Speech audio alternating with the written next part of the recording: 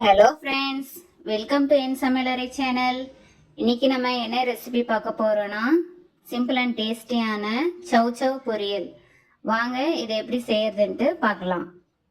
நான் இன்னைக்கு 2 medium size சவ் சவ் எடுத்து வச்சிருக்கேன்.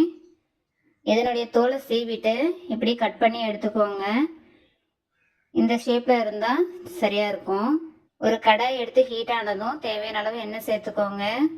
அது கூட 1 டீஸ்பூன் கடுகு, 2 டீஸ்பூன் அளவுக்கு கடலைப்பருப்பு சேர்த்துட்டு அது கூடவே 2 பெரிய சைஸ் வெங்காயத்தை இப்படி பொடியாக கட் பண்ணி சேர்த்துக்கோங்க.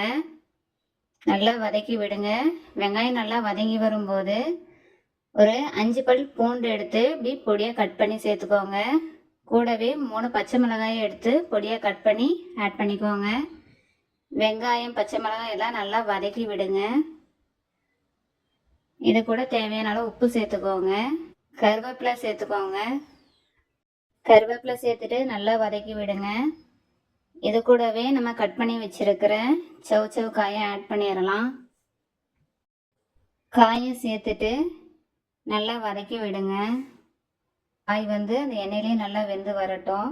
இப்போ கொஞ்சம் தண்ணி சேர்த்துக்கோங்க. இப்போ கடாயை மூடி வச்சு காய் கொஞ்ச நேரம் வேகட்டும். இப்போ பார்த்தீங்கன்னா இதுக்கு தேவையான அளவு உப்பு சேர்த்துக்கோங்க. இப்போ காய் வெந்திருக்கான்னு செக் பண்ணி பார்த்துக்கலாம்.